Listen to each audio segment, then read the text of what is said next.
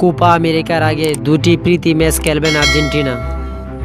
আগামী 20শে June Copa America trophy ধরে রাখার অভিযান শুরু করবে আর্জেন্টিনা। এর আগে যুক্তরাষ্ট্রের দুটি প্রীতি ম্যাচ খেলবেন লিওনেল মেসিরা। একটিতে প্রতিপক্ষ লাতিন আমেরিকা ইকুয়েডর, আরেকটিতে মধ্য American Guatemala. Argentine football association AFA কাল আনুষ্ঠানিকভাবে ম্যাচ দুটির প্রতিপক্ষ ও ভেন্যু নিশ্চিত করেছেন। কোপা আমেরিকার আগে আর্জেন্টিনা দলের প্রীতি ম্যাচের খবর জানা গিয়েছিল আগেই, তবে একটি ম্যাচের প্রতিপক্ষ ভেন্যুর বিষয়টি চূড়ান্ত ছিল না।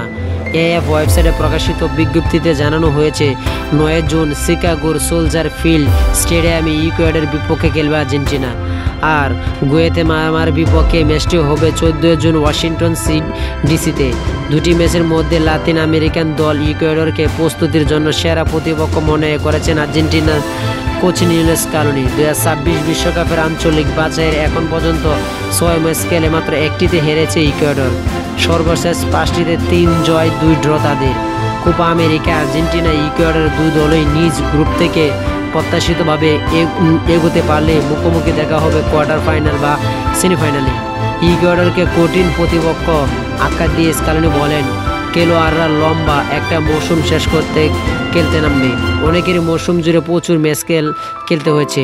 যে দুটি ম্যাচ আছে এরই মধ্যে দল প্রস্তুত হয়ে যাবে। ইকুয়েডর কঠিন প্রতিপক্ষ, আর গুয়েতেমালার ম্যাচে অনেক দর্শক হয়, সেটা ভালো ম্যাচই হবে, কারণ মানুষ দিন শেষে ভালো ফুটবল দেখতে আসে। এদিকে কোপা আমেরিকা প্রতিটি দলকে 23 জনের পরিবর্তে 26 জনের স্কোয়াড ঘোষণার সুযোগ দিয়েছে আয়োজক কর্তৃপক্ষ। এর আগে ইউএফা ও এবারে ইউরোপ 26 জনের দলের অনুমোদন দিয়েছেন। কোপা আমেরিকা আর্জেন্টিনার প্রথম ম্যাচ 20শে জুন কানাডার বিপক্ষে আটালান্টার মার্জিসিস বেঞ্চ স্টেডিয়ামে, 25শে জুন নিউ জার্সিতে দ্বিতীয় ম্যাচের প্রতিপক্ষ চিলি, আর 29শে জুন মায়ামির হার্ড রক স্টেডিয়ামে গ্রুপ পর্বের শেষ প্রতিপক্ষ পেরু। যারা আমার স্পোর্ট টাইম নিউজ চ্যানেলটি সাবস্ক্রাইব করেন না, তারা চ্যানেলটি সাবস্ক্রাইব করে আমার পাশে থাকবেন। ধন্যবাদ।